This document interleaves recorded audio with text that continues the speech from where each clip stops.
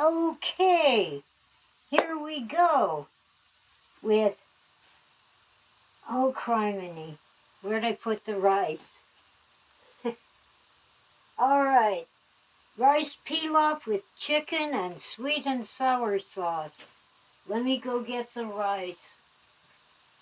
Oh criminy.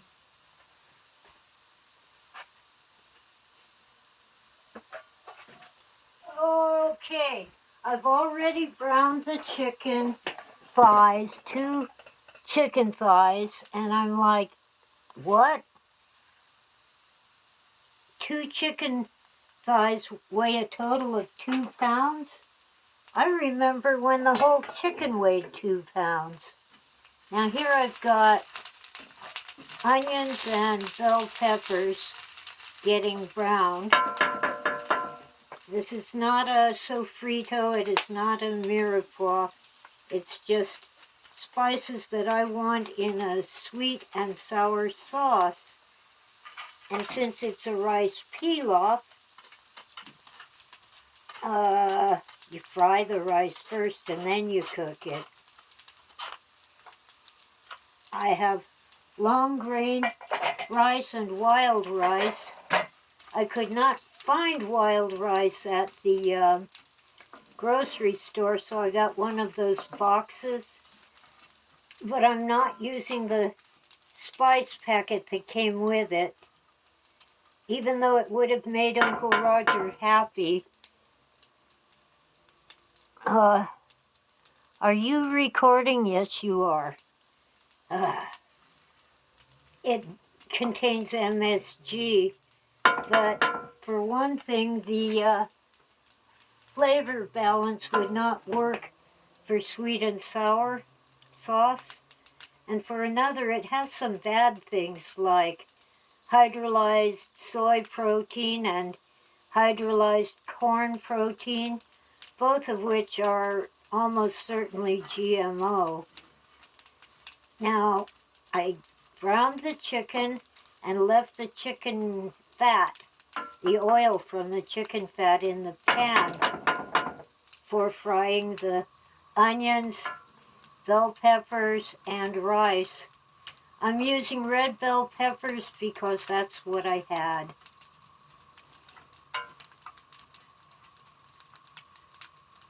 A pilaf is rice. A rice pilaf is rice that's been fried first and then boiled.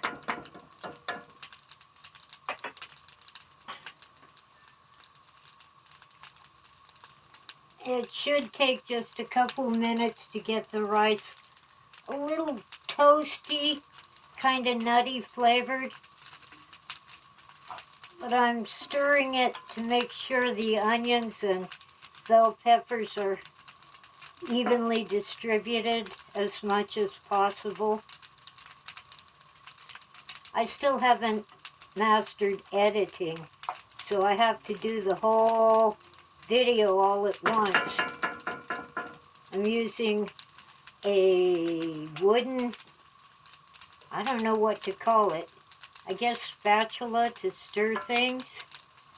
The pan is actually steel, but it has been seasoned like cast iron. It isn't quite as heavy as cast iron, but as I get older, it's getting too heavy for me. So I'll probably rehome it soon and get something that's lighter, lightweight.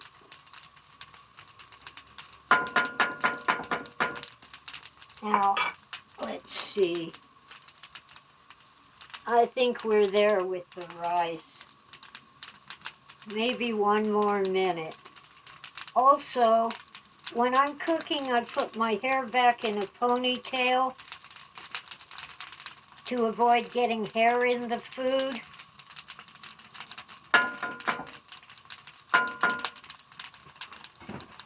And I should get a chef's hat, but I don't have one. So for now, I'm using a baseball style cap. I think that'll do it. Now I don't have chicken stock, so I'm pouring in 1 cup of water.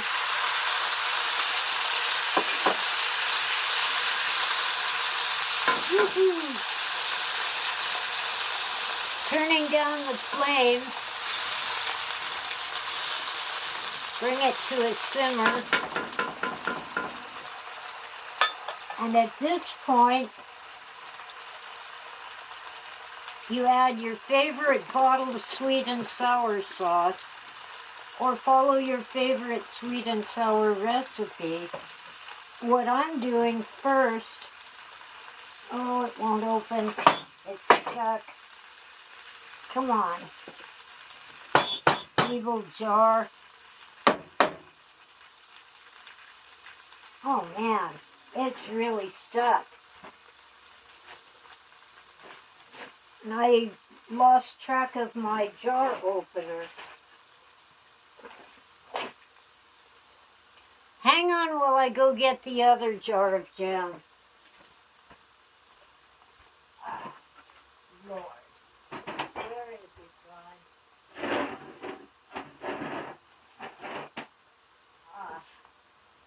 There, here we go. Peach jam. I had a devil of a time finding it. But I found it. This brand's a little pricey, but I want peach jam in here.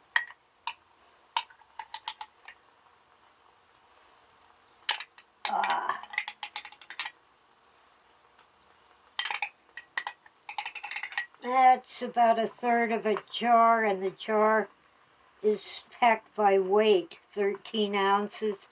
So it's about 4 ounces by weight. Stir it in really well. I can use a metal spoon because this pan is not non-stick. The cool, cold jam kind of stopped the boiling, so I'm turning the heat up again. And by the way, I cook with gas. Always have. I like gas.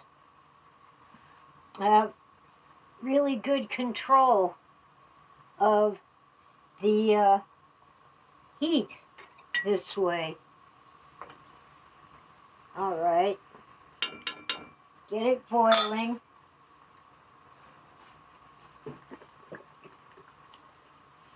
And once it's got the bubbles going, I'll slowly pour in some of my favorite bottled sweet and sour sauce.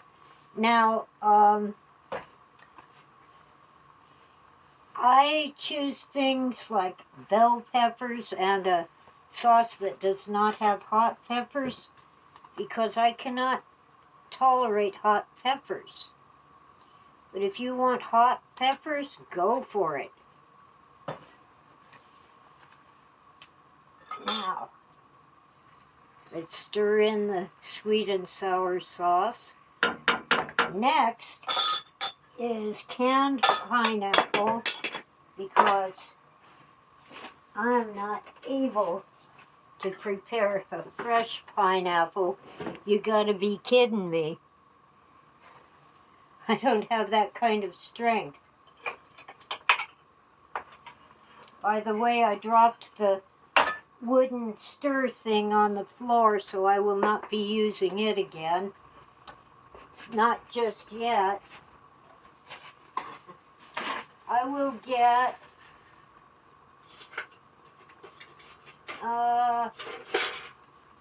this one. This spatula, also wood, and hasn't been on the floor. And I push the rice up to that end and then push the sides in. Make sure it's thoroughly mixed. And then taste.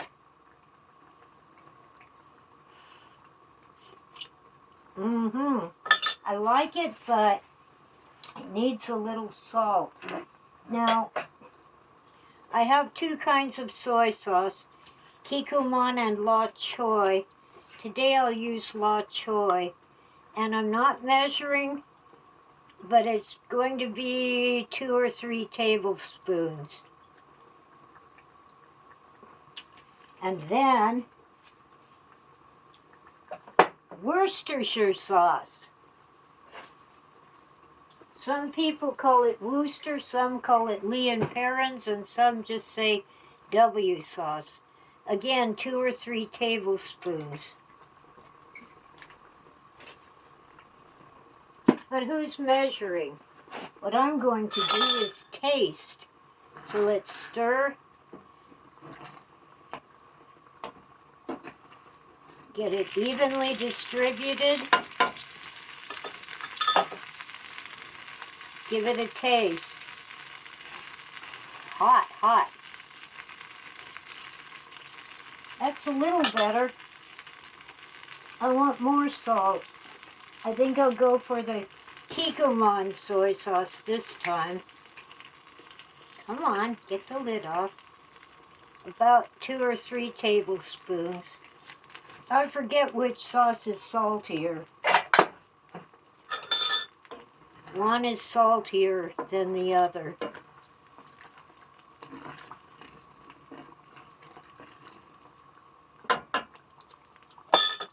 All right, give it another taste. It's getting there.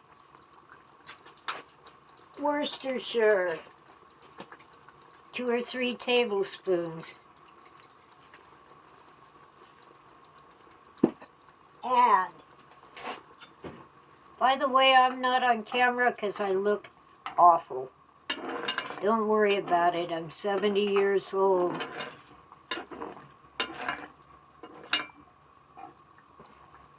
Survived COVID twice. The original strain and one of the Omicrons. I wasn't all that ill. Didn't even see a doctor. Almost there. So let's get the canned pineapple chunks. And the juice from the pineapple. By the way, I got the kind that are in pineapple juice. No sugar added.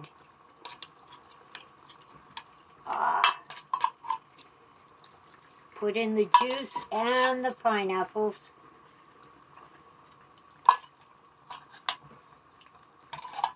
That's almost enough.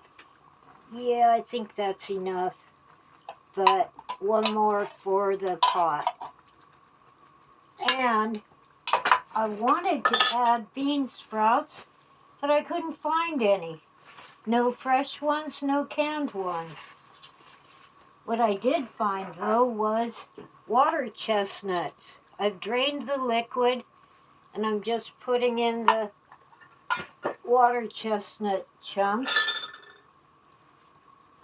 Now, both the pineapple and the water chestnuts will absorb the flavors of the sauce. Let's give it another taste, because we've added pineapple juice. Yeah, I think I do want to add a touch of salt. I've got a tub of kosher salt. You can use whatever salt makes you happy, as Chef Jean-Pierre would say.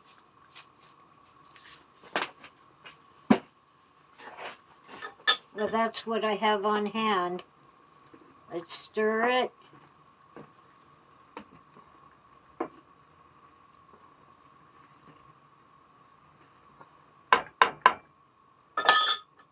Give it a taste.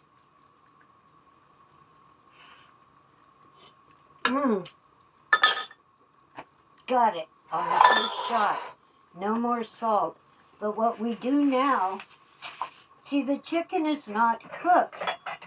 It's just browned.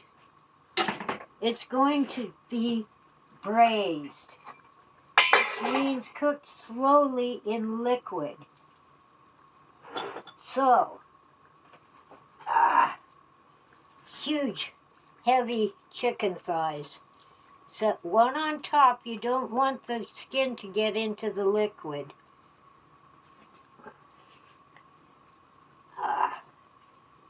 Okay, let's put that there. Here we go. I'm learning how to use these silly tongs. Got it. All right. And this lid won't do. It's too small. And that's the rice bowl. I'm going to put the lid on after the liquid, the level of the liquid is a bit lower. But basically, we're done. It should take half an hour with the lid off and another 10 or 15 minutes with the lid on, and we have a beautiful, beautiful meal. Hope that it works for you. I'll clean the stove later after I serve up this awesome chicken rice pilaf in sweet and sour sauce. See ya, and thanks for watching.